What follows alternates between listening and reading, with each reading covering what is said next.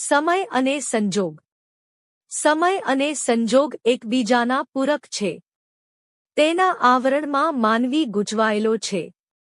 માનવી ગમે તેવો બળવાન કે સક્ષમ હોય તો પણ સમય અને સંજોગ સામે તેને નમવું જ પડે છે. કૃષ્ણમ વંદે જગતગુરુમ એટલે કે જગતના ગુરુ કૃષ્ણને પણ સમય અને સંજોગોનો આધીન રહેવું પડ્યું હતું. તેમને પારધીના હાથે મરવું પડ્યું હતું.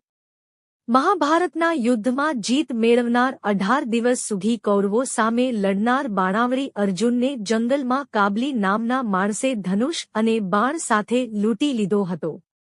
માનવી માત્ર સમય અને સંજોગોના ઇશારે નાચતા રમકડા છે. દુઃખમાં સમય યાદ આવે છે. ઈશ્વર યાદ આવે છે. સમયની આગળ કે પાછળ કોઈ જઈ શકતું નથી. લંકાપતિ રાવણનો અંત સમય જ્યારે આવ્યો ત્યારે તેને બચાવનાર સૌ મરણ પામ્યા હતા. એક અવાજ કરતા હજારો સૈન્ય હાજર થતું હતું પણ રાવણના મરણ સમયે તેની સામે રામ, લક્ષ્મણ, હનુમાન અને વિભીષણ હતા. 4 પુત્રો અને પુત્રવધુઓની સાથે તથા 3 રાણીઓ અને વિશાળ પ્રજા સમુદાય વચ્ચે રહેનાર દશરથે રાજાના મૃત્યુ સમયે ત્યાં ફક્ત કૈકેયી અને મંથરા હતા. શ્રવણના માતાપિતા પુત્ર વિયોગે મરે છે. તેમનો શ્રાપ દશરથ રાજાએ સમય આવતા ભોગવવો પડ્યો. રામ અને લક્ષ્મણ વનમાં અને ભરત, શત્રુઘ્ન મોસાળમાં ગયા હતા. આ પુત્ર વિયોગ સમય અને સંજોગોની રાહ જોવી પડે છે. સમય પ્રમાણે ઋતુ બદલાય છે.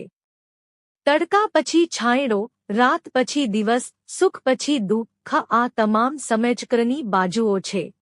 વરસાદના એક બુંદથી તૃપ્ત થનાર ચાતક પક્ષી સમયની રાહ જોતા ચોમાસું આવે છે. વરસાદ પડશે એવા સંજોગોની રાહ જુએ છે. એક વખત સંતોષાયેલી તરસ ચાતક પક્ષી માટે આખું વર્ષ અમીમય બને છે.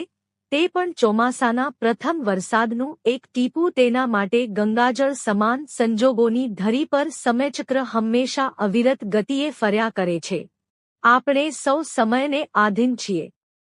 સમય બળવાન છે, માનવ નહીં બળવાન. કાબે અર્જુન લૂંટ્યો એ ધનુષ એ બાણ. સંતો, મહંતો, જ્ઞાની અને અનુભવીએ સાચું જ કહ્યું છે કે સમય અને અવસર પાછા આવતા નથી. લગ્ન સમયે બ્રાહ્મણ પણ વરકન્યાને કહે છે કે સમય વર્તે સાવધાન. વરકન્યા સાવધાન. જો તમને આ વિડિયો ગમ્યો હોય તો લાઇક કરો, મિત્રો સાથે શેર કરો અને ચેનલને સબસ્ક્રાઇબ કરો. ધન્યવાદ.